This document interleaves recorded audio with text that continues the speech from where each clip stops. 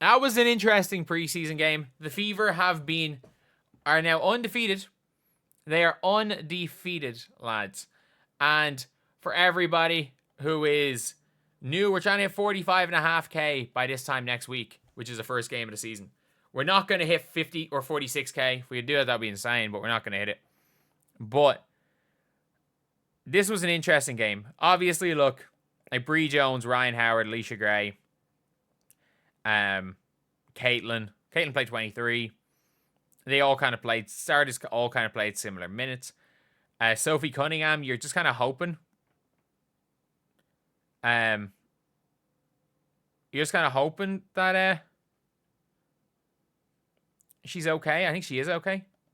Someone just say something happened after the game. Something happened after the game or something?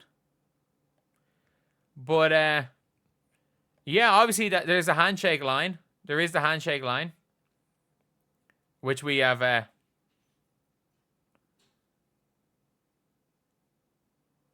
oh, Aaliyah Boston. They got into it with Aaliyah Boston. They're getting into it with Aaliyah Boston after the game. Oh my god. They got into it with Aaliyah. And she's joking with Pow Pow. But, yeah. That's maybe why you don't do handshake lines. But for the Atlanta Dream, Brittany Griner literally won the tip and they immediately subbed her off. They immediately subbed her off. But okay, former South Carolina teammates. Okay, that kind of makes sense. That makes sense. But for the Dream, Pow Pow was their best player today. Pow Pow was exceptional. She was exceptional. She took it. She early on in the game got a really nice and-one by just burning Caitlyn Clark downhill. She hit a couple of big shots. She had two assists as well, a steal, and was 5 of 6 from the field and 3 of 4 from 3. Like, Deanna Pow Pow was fantastic for the Atlanta Dream. Absolutely fantastic for the Dream. Walker Kimbrough, I didn't remember doing much in 18 minutes. Bree Jones was just playing bully ball in Leah Boston. She was playing bully ball. The fact that Alicia Gray and Ryan Howard, there was a stage where Alicia Gray was 0 for 5 and 0 for 4 from 3. Ryan Howard took 12 shots and 11 of them were threes. That's kind of crazy. Naz Hillman even hit a 3. I've never seen a team shoot as many threes as this in the WNBA though. They're like literally Boston Celtics, except they don't have the shooters. But I will say for the Fever, the easiest thing to say is obviously that it was Lexi Hull was exceptional. Ended the game on 14. Kelsey Mitchell's so frustrating because when Kelsey Mitchell is wide open, she's so good. When she's cutting, she's so good. When Kelsey Mitchell is going tween, step back, she misses everything. She misses absolutely everything. Also, thank you guys for 500 likes. If we get that in the video as well, that'd be insane. But DeWanna Bonner, I thought was okay. I thought defensively she was good. I thought she did well running out. Like Caitlyn Clark hitting DeWanna Bonner on the breaks has been really good. Sydney Colson's just terrible.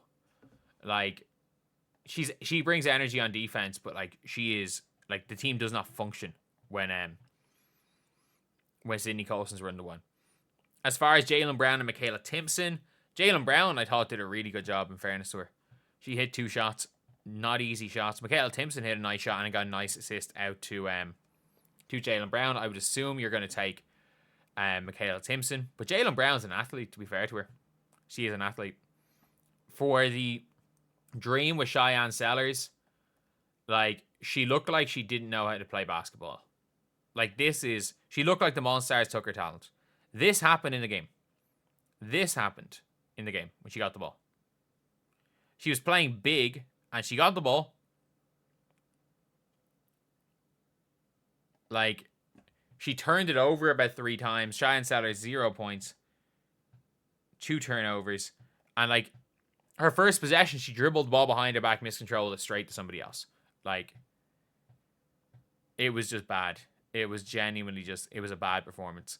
People in my chat saying they wish they held on to Erica Wheeler over Sydney Colson. I mean, you might be right. You honestly might be right. Erica Wheeler can at least kind of run the show. But Aaliyah Boston, she got, in fairness to her, she got bullied inside. She got bullied by Bree Jones. I thought she did an okay job. She's struggling on the layups. You would hope that she figures out how to make the layups or how to score the layups again. Because, again, she led the WNBA in field goal percentage as a rookie. So you would hope that she can somehow figure out how to do that again.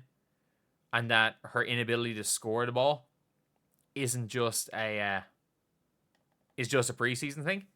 Bree Turner, rebounding-wise, fine. Defensively, fine. She had 4 assists, 2 turnovers. I just don't know what she does. Genuinely, I don't know what she does. There was a couple of times she had like layups, and she just didn't do anything. She just kind of dribbled through layups. Hall was fantastic in the 4th, but Natasha Howard does not even consider passing the ball. But finishes well. Is actually pretty decent on defense, in fairness. She missed Caitlyn Clark wide open for 3. She took a contested layup over kicking to a wide open Caitlyn for 3. But Caitlyn, I thought, had a good game. Defensively was pretty good in the second half. Very poor in the first half defensively. I thought she had a really good second half defensively when she played. Wasn't that many minutes. It was like 8 minutes in the third quarter. Like 5 of 11 from 3. From the field, 3 of 8 from 3. 2 of those 8 were end of shot clock heaves. So of non-heaves, and I don't even mean like her normal range. Like literally, she caught the ball with a second shot clock and just flung. She shot the ball extremely well.